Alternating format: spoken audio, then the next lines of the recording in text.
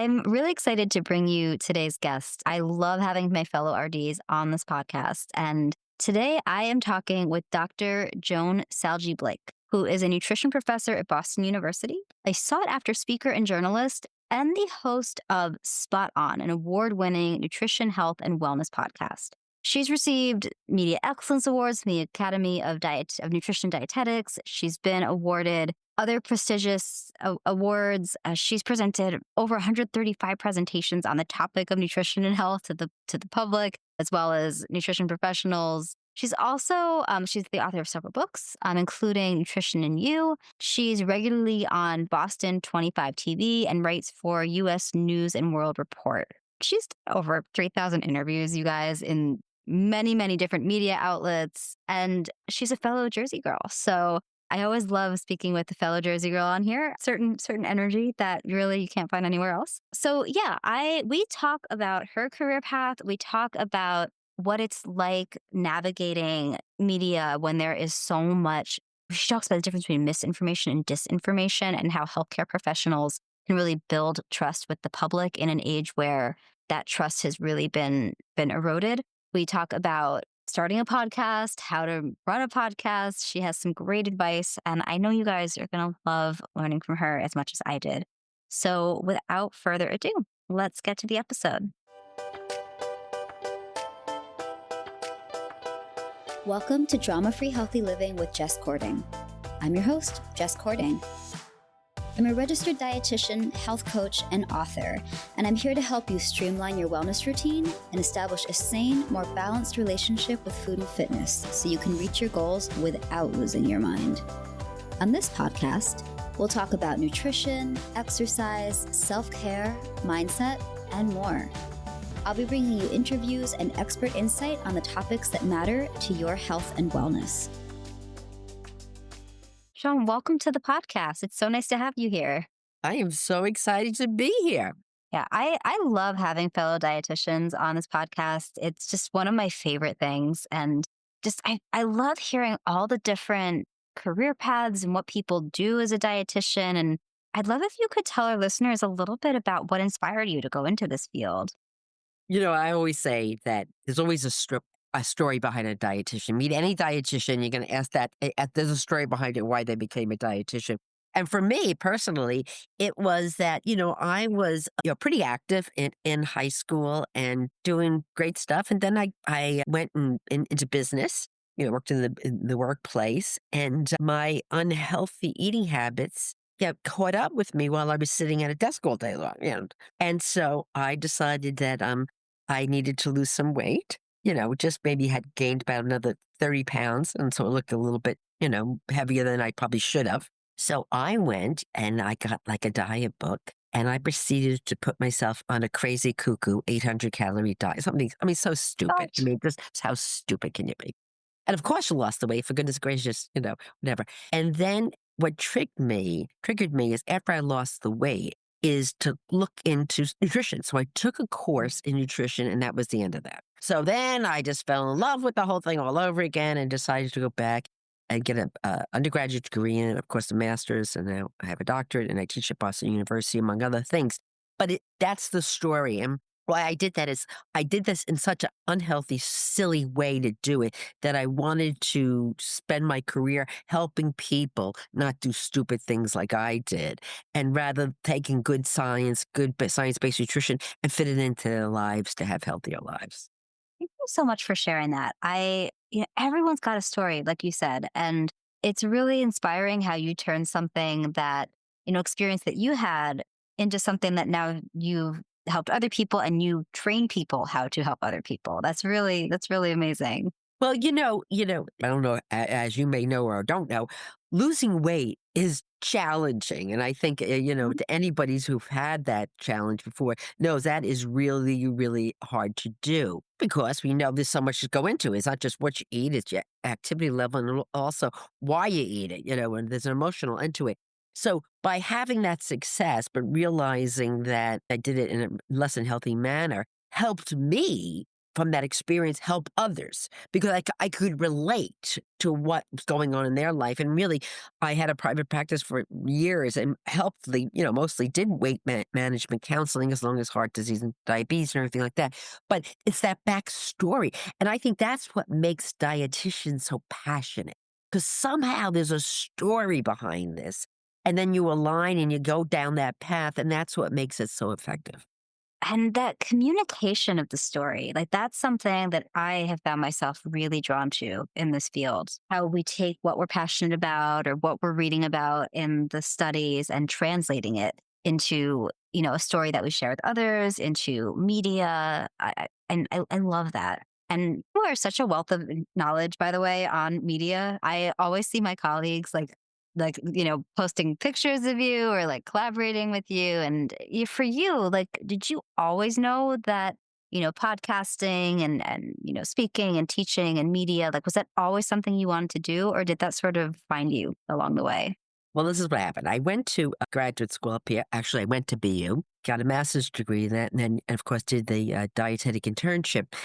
And I can remember reading these medical journals, articles in medical journals, and saying to myself, who writes like this? I mean, like, you have to, Mhm. you read a sentence, you have to read it 3 times before you understand it because it's written in such medical gobbledygook. It was so challenging to read. I'm like, who these journals? I mean, I see you take the journal in bed with you. This way you'll fall asleep. Oh, I get it. It's a sleep aid. You know what I mean? Because it's so poorly written. So that's what got me into this. Is I said, okay, I understand the science, I get the statistics, everything, but does it have to be this challenging to read? Good and solid science-based information about nutrition? The answer is no. And so that's when I said that when I got out of my DI and started working, my goal is to take this complicated, science-based nutrition and regurgitate it back in information that people can understand and incorporate in their lifestyle. And my first book was a trade book that was for the public. And I remember saying to my publisher, if you have to read a sentence more than once, because you don't know what it says, tell me and we're editing it out. Because I mean, this is stupid. Like, why do you have to make it this challenging? So that was always a goal of mine is to communicate the science in an intelligent form for Joe and Josephine on the street. So that led to, books and writing as such, which led to media communication. And so that's really how it all started. I love that. It's funny. My start with media as in the dietetics world anyway. Like I joke about my secret BFA in writing and publishing, and I did stand up comedy and slam poetry, and was like very comfortable communicating. But when I finally decided, and I hid my writing, like I had like folders and folders of like poetry and short stories and essays that I like didn't show anybody, even my live-in boyfriend at the time, because he was also very critical and had nothing helpful to say ever. So he didn't get to read my writing.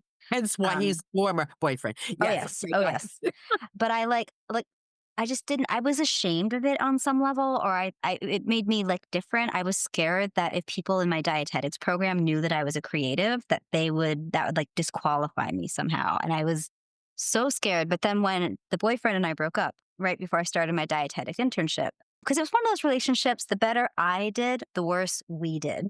That's not healthy. But I was like 24, 25 back then. I thought that was like how relationships worked. Like I had to just be good all the time. And, that it was all about, fitting a mold that someone else had in mind for you. Oh gosh, that was a long time ago.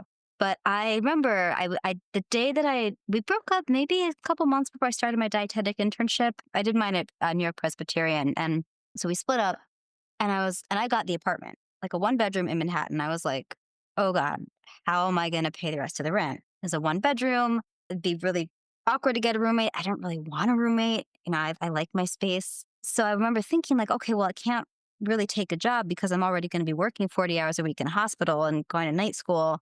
What can I do to make money? And for me at that time, the answer was writing. And I just remember I was so nervous, but I reached out to a bunch of different outlets in the nutrition, because I'd written some free stuff for like student publications. And I just remember asking these different outlets, like, do you guys publish student work? And most were like, no. But if you said, no, but send us your portfolio anyway. And it was those few people who took a chance on me. Like, I remember I made the exact dollar amount that I would have needed to cover my ex's share of the Oh, rent for however many months it was.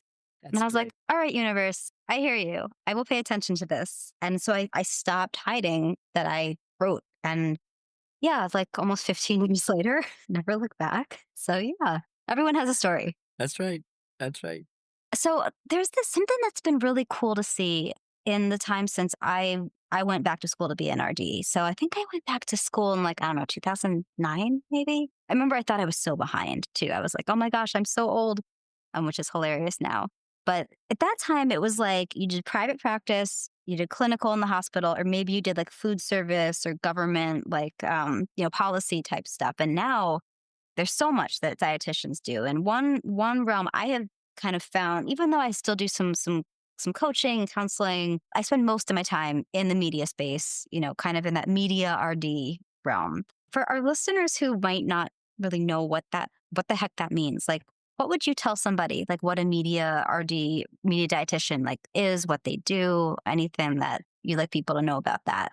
All RDs can be media RDs. And when I say that Mm. is we've been trained based on the science. I keep on saying that based on the science of nutrition about how nutrients and a healthy diet and a healthy lifestyle pattern can reduce your risk of so many diseases and help your overall good health. So we've been trained in that. We have that information and it's based on science. So we can have that capability or expertise to communicate that out to the public.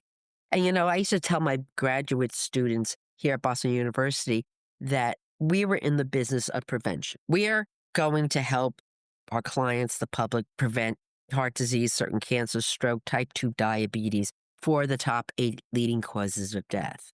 But we're no longer just in the business of prevention. We are now in the business of prevention and protection of the public because there's so much misinformation and disinformation, which is even worse, out there regarding nutrition that is actually can be quite dangerous. And we have too many people that are in our lane and have not been trained with the degree that we have been trained with the courses and the experiences and the training and the passing our registered dietitian nutritionist exam and keeping current are just talking nutrition out of their ears and have no idea. And people are susceptible to really dangerous things. It used to be these little cuckoo articles you would read in these crazy magazines. But now that when I look back, I say, boy, that life was easy then. Now you have social media where anyone could put up information that is incorrect and really, really harmful. And what is even more shocking is that we have a lot of health professionals that are not trained in nutrition that are putting up inaccurate information. And so the poor public doesn't even, they're dizzy as far as what is accurate and what is not accurate. So as dietitians who are trained in this area, we really have an obligation to be putting out science-based information in a way that is understandable to the consumer and with practical, doable applications that they can make changes because they're busy. Their lives are very, very busy. Just give me the facts and please stay true to the science. And how can I easily make these changes into my lifestyle? Thank you so much for touching on that. Because I had wanted to talk about this today. Like, first question I want to ask you, because I think this is really fascinating. You say misinformation and disinformation. Could you tell our listeners a little bit about the difference between those Yes. two? Sure. So misinformation is just right out, you made a mistake. Example would be an apple is high in protein. Now we know that an apple is not high in protein. Maybe high in fiber, but not high in protein. That's a misinformation. Disinformation is don't buy apples from ABC orchards because they're going to Mhm. cause you to get cancer. That's disinformation. And the difference is intent. So it is intent that you are going to slander ABC Orchard and say misinformation purposefully to scare the public from consuming that product or that food from that location. That's the difference. There's intent. That is a great illustration. Thank you. And there's a lot of that going on right now. Oh my gosh. The questions that I get from clients and, when I've worked in clinical that I've gotten from patients, like, yes, it is wild what is out there. And something that really honestly troubles me is that there are certain groups, individuals with a lot of influence who have it out for dietitians. I find that fascinating. But that there's this trust issue where we're seeing now this public distrust of RDs. And it blows my mind because I'm like, we know the education that we got. And I understand some of the criticism, right? Like, you can definitely point to examples where there is some influence that might be coloring some of the recommendations coming from certain dietitians, but we're seeing people like right off the whole field. And that's your point, is dangerous because then where are people getting their information? Who are they trusting? And what kind of training and education do those people have? And I'd love to hear your thoughts just about how you think maybe dietitians can rebuild that trust with the public. Well, it's a bigger problem. It's not just dietitians.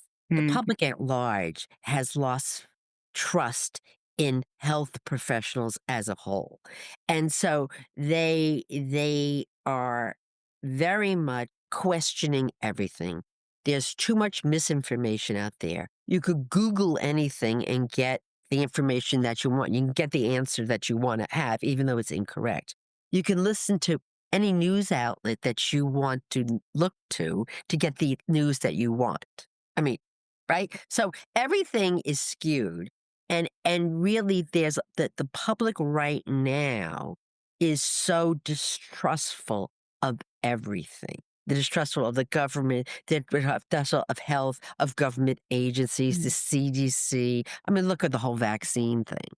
I mean, they're so distrustful. So it's not just RDs and whatever, it's that they're distrusting anyone, and they are very much going to the person who is passionate and entertaining to follow but not based on science.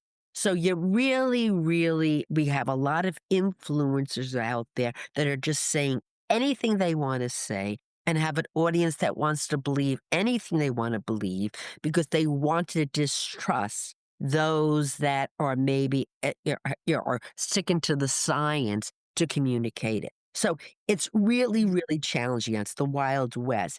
And because we've given influencers that are not credentialed to speak upon a topic, this space where they can talk about anything and say anything, it makes it more challenging for the public to really identify who's the person that they should be trusting. So as a listener, you might be looking at, okay, is the person that's giving this nutrition information, what are the credentials? Where are they? What is their educational background? Are they promoting a product? Are they being paid to promote a product and have not disclosed that? And so you need to really be looking at who is saying, the information.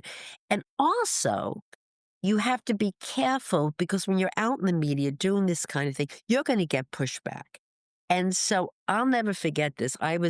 Did a post on, I don't know what the topic was, and one of the comments was from this person, and he said, where did you get your credentials from? A order box. You don't even know what you're talking about. Da da da da da.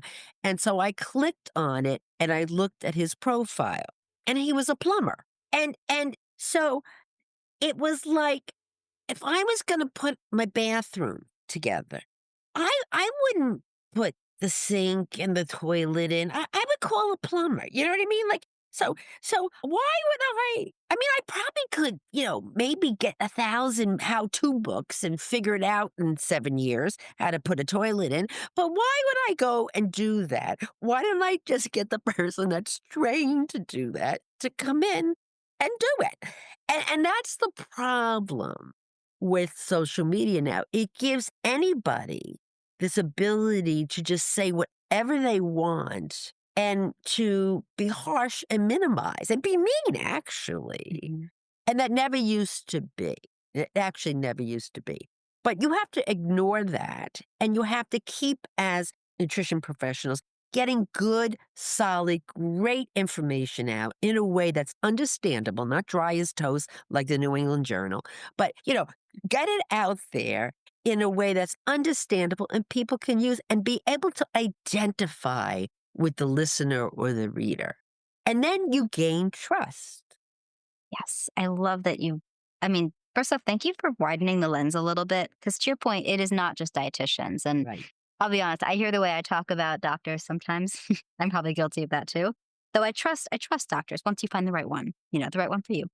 But yeah, I think it is a broader problem. But to your point, I think the thing that freaks me out the most is the meanness. Like, Yes. I was not raised that way. I just the idea of going out and unleashing that like venom on social media, I don't understand that. I don't understand it either. And I think it's probably because they can, because they're Yes. hiding behind whatever and just, or there's something going on in their life that's not happy. But the good news is you don't have to follow those people, listen to those Mhm. people. Just it's like, you whenever in the world, in your social world, there's always someone you work with or maybe is out there that's just not nice. But that doesn't mean that you have to, pal out with them, hang out with them, encourage it. Leave that alone. Leave that alone. And spend your time helping those that really just would like some great advice. And do that and kind of tune out anybody that is just negative for the sake of giggles.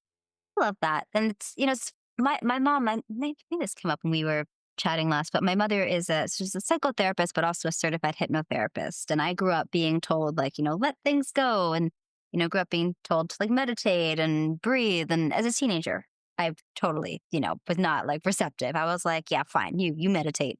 But I will say, like, the older I get, the more I can appreciate just I grew up hearing a lot was that the only thing that we can control is our own frequency. Or another way of putting it might be how we respond to things. And, even in my professional life today, like I was in a situation until fairly recently where there was someone in my professional life who was just not a kind person and would say things that were just very like things that I couldn't imagine saying to another person, especially in a professional setting. And I was able to take a step back and be like, she probably has no idea how she's coming across. There's probably other stuff going on in her life that I have no idea about. I don't have to engage with that part. It's like it does sometimes take that ability to take a pause and Right. just take a step And back. yeah, right. And you know what you can do is you could be a better role model Mhm. in that you don't behave that way. And when you get back to trust, the public, the public likes to be around nice people. I mean, it just feels good. I mean, so you don't have to, if you just become a role model and be nice and, yeah, approachable and give good information and be empathetic and everything, the public, people like those kind of people. So just, like that person that's, either having a bad day or a bad section of their life or anything where something is going on that the happiness isn't coming forward. And you almost feel a little sorry for them and you hope that they get some support to get them out of that stuck place that they're in. Absolutely. No, that's been a tool I have found very useful is just like when someone is rubbing you the wrong way, just sort of having some compassion for them. Cause that doesn't come from nowhere, right? When someone's being a jerk. I'm sitting here thinking green with envy. God, I would have loved to have been raised by a psychotherapist. I mean, that would have must have been just like fabulous. Like, I would have thought that would be great. I mean, she must have been so like, now, very calming. It would have been great. I'm Italian. There was no calmness in my house. It was, all over the place. And, she would have been like, oh, wow, this is fabulous. My parents are so different. My father was Italian and like Greek, Turkish, like Oh, culturally gosh. mostly Italian and Greek. Yeah. And so like all fire all the Right. time. My Yeah. mother, she actually became a psychotherapist when I was older. She kind of found her way there, but she's always had a very calming presence. And I remember as she started practicing hypnotherapy first. Like, so she was a great role model for me in terms of someone who has something they're curious about that they find that they're passionate about. And then they decide to do education, build a business around it and figuring out ways to balance. Like I remember she worked from home before that was a thing. So I grew up watching her work and it was a really good education and like, making your own rules. But she was, when I was a child, very calm, though every parent has, when the kid is being crazy enough, like, how can you not match that, that crazy? But, Right. But what a combo, Mhm. and it's not a coincidence that your Yep, calm mother got attracted to your vivacious father. exactly. They were, yes, it was because like one of them, brought the intensity. The other one was like soothing but they were both so loving with each other and with Right, us. It was right. the most Like, important thing. right. I mean, and that's actually great role modeling to see how that gets along and meshes so well. I mean, Yes. and that's great. That's great. But yeah, like I grew up being told like, "Oh, if you have a sore throat, like your throat chakra is blocked. Like what do you need to express that you feel like you can't say?" And as a kid, you're kind of like, "Huh." Just give But me the it did cough drops. right. But it did kind of get me thinking about that. And now Right? when I'm working with Yeah. people, if there's something that keeps coming up, I'm like, "All right, we can look at this like face value, but like what else might we look at here and consider?" So But your mother was ahead of Mind Body before Mind Body was even ahead of yeah, itself. That's great. yeah, no, we grew up all the woo stuff that now is totally mainstream. So it's been really interesting to watch that evolution and talk about trust, right? Like there was a time where I felt like I had to keep the crystals hidden. And now it seems like the most normal thing in the world. But that's a story for another day. I want to talk about your podcast because you have a wonderful podcast, which Thank you. I really appreciate that you really share the science but in an engaging way. And that's not easy to do at all. So my podcast is spot on, and it's spot on with an exclamation point. And thank you for calling that out. It's available on all major podcast platforms, Spotify, Apple, whatever. And I'll tell you how it came about. I've written nutrition textbooks, and I teach here at Boston University, and I use the textbook in the class. So they're very familiar with the science and how I operate. So I would start each of my classes, and we're talking 200 students are in this class. So I would start each of my classes with current events. So, I come in and start to guess, okay, all right, so what are we hearing in the media? Mainstream or social media. What are we hearing out there that's science? And people would raise their hand and they would say, this celebrity is sucking on this lollipop and she's saying that she's losing 10 pounds a week. So I would say, okay, now let's look at the science behind it. Can you really do that? What is, yeah. And so I was basically teach them how to critically think when they read something or they hear something that just is cuckoo. So after months of doing this, I'm hearing that we have to detox. Oh, do you really have to detox? Don't we have livers and kidneys that do that? Yeah. All of a sudden, like 3, 4 months of these questionings, and I'm standing in front of the class of these 200 students saying, oh my goodness gracious, this is a podcast. What I did was take all these questions that they're asking me from the misinformation that they're getting in the news and make a podcast on what is the real science behind this. Get in the best of the best to be my guest to explain what's going on and translate that science in an entertaining way that you walk away from this and you understand that there's nothing wrong with seed oils. Thank you for calling that out. All right. And really, how did this get started? And was it from influencers that have no idea what they're talking about to the point where we have this media consumer concerned about seed oils? Do we have enough things in our life to worry about? I mean, seriously? To worry about soybean oil and canola oil? Like, really? And so this is the stuff where I do what I do, and I actually did a whole podcast on seed oils, of like what is going out there and what do we have to address so we clarify. And I want to be the voice of reason So when you're hearing or seeing things on in the media say, I don't know if that sounds right. Gee, let me go to Spot On and see if she even talked about this. And guess what? It's probably that I've talked about it or I'm about to talk about it with that podcast episode. I appreciate that you explore the science of it and you apply that to everyday life. And like it's so interesting to me that if dietitians, like when we come out there on social media and there's a topic like, seed oil has been in the news for a while, and we're like, trying to be like the voice of reason, be like, hey, wait a minute, it's not quite like that, like, because there's so little nuance in like a social media post that's just trying to get your attention, right?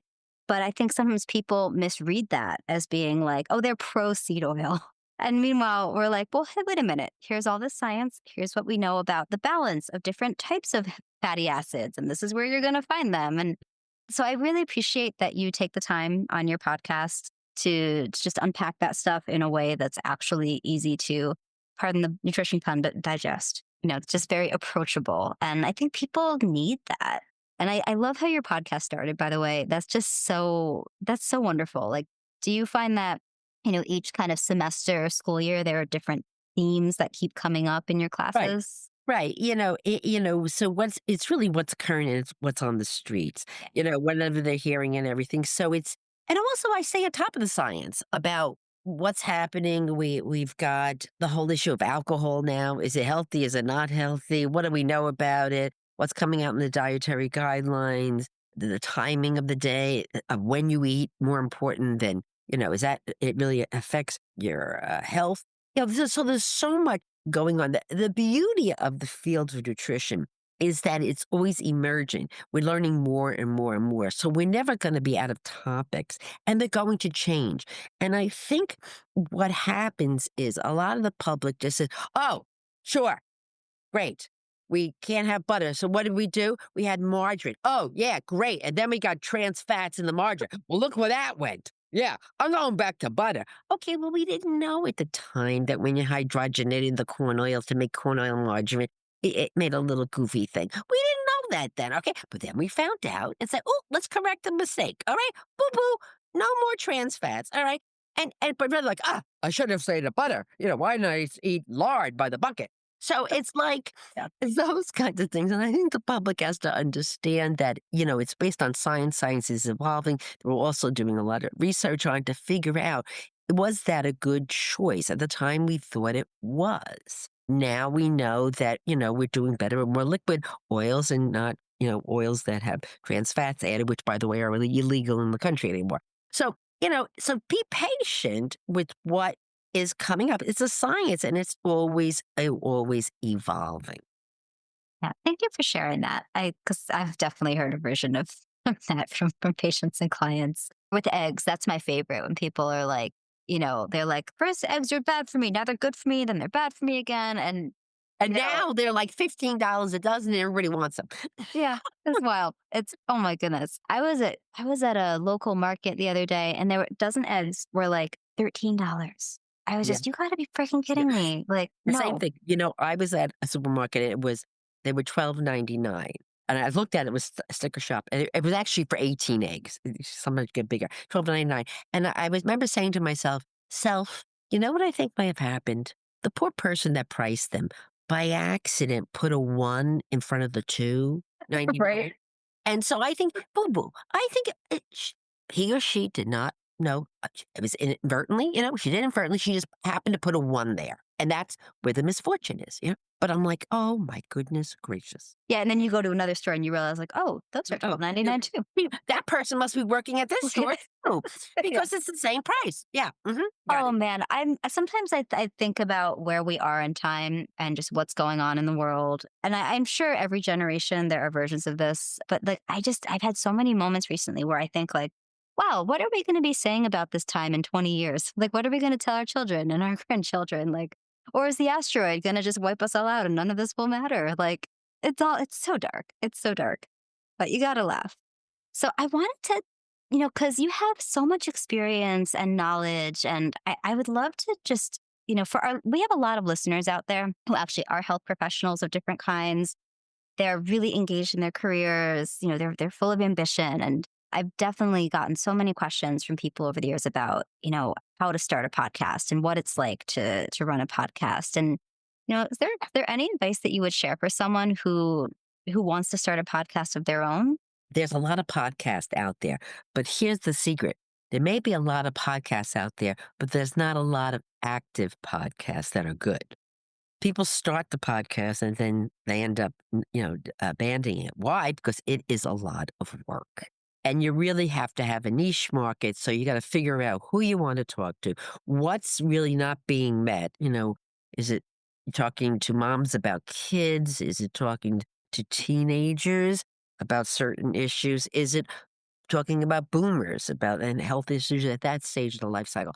So really just find out what is your niche, what is your passion, and then you got to start on it. And you really it takes a lot of effort. I mean, you got to edit it, you got to come up with topics, you got to research it, you got to come up with guests. It is, and then you got to promote it because otherwise they'll just get buried with the 8,000 gazillion other podcasts.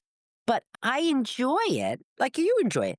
I enjoy it because it helps me to do what I set out to do, is take the science, make it into understandable terms that people can use in a way that they find enjoyable.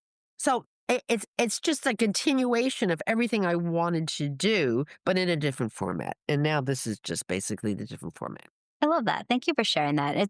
You're right. Podcasts are a lot of work. Every time I think about like maybe I should like take a break for a while or like, oh, but then what if I like don't have the energy to get back to it? Cause I love and aside, like you were saying, like just doing what I love and sharing information. Like I also just love connecting with people, like my guests, like it's like we get to talk about things that you would never get to talk about if you were like met someone at a networking event or like ran into them at the expo hall at a conference or something, right? Like I love this medium. It's just one of my favorite ways of, sharing information and connecting. So I know we can check out Spot On, your podcast, all major podcast platforms.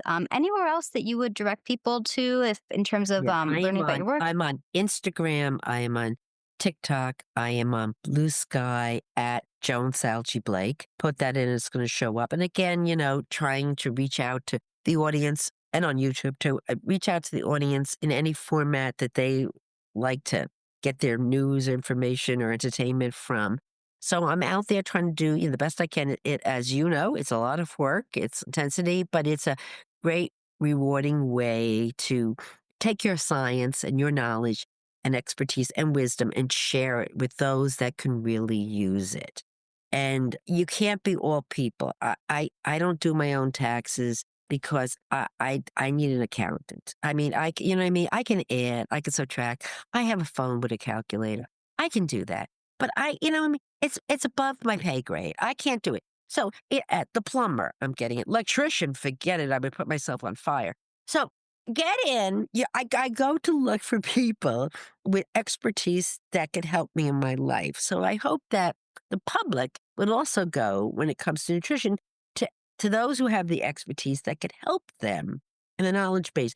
Because I'm spending all my time combing the nutrition literature and staying on top of it. I don't have time to learn how to, put in electrical outlet. So that's why I get an electrician in to do that. And so I'm hoping that an electrician would say, gee, I think I may need some sound nutrition advice. Why don't I check in on Spot On or at Joan Salge Blake and see what she has to say? Because I know she can't put an outlet in by herself. I love that. And it's it's so funny you said example. I'm in the process of I have to retile one of my bathrooms because it's too slippery. And I'm like, at first I was No, like, oh, we could figure no, it out. no, And then I was no, like, what am I thinking? no, no, That is no. dangerous and it'll come out so bad. Hire a Right, professional. right, right. Yeah, I know you can do it, and I'm proud that you can do it, but you don't need to do it. exactly. Yes. That Like when you hire an expert, right, you get all of their experience, their right, education, their knowledge, their insight, and they can right, usually do it a lot more efficiently than you right, can. right. Oh, If that's you for sure. Have you That's ever seen me try to do house improvements? Yeah, that's all you need to know right there. So, Joan, thank you for coming on today. It was so lovely to speak you're with welcome. I you. enjoyed it so, so much. So, one question I ask all my guests Okay. is, and I know that this is an answer that can change depending, like day to day, but today, as we're speaking, what does healthy living mean to you? You know what it means to me? 3 L's: laughing, I think, is so important in life. In fact, I did a podcast episode on is laughter the best medicine? And I hope you all listen to it because it is. And the physiologic changes that go on when you're laughing. So I love laughing. I'm Italian, so I love loving. And I love lots of good food. So that's basically it. I love that. Those are three wonderful L's. Very important. I love it so much. We will be sure to link to all your socials and Good. Spotify or Spot on in our show notes. I hope you guys all go check that out. And you guys listening, I always appreciate you being here. Thank you for your time and your energy. If you liked today's episode, please consider leaving us a 5-star review on Apple Podcasts. They do matter and help me continue to bring you great guests like Joan Salge Blake. All right, you guys have a wonderful day and we'll talk soon.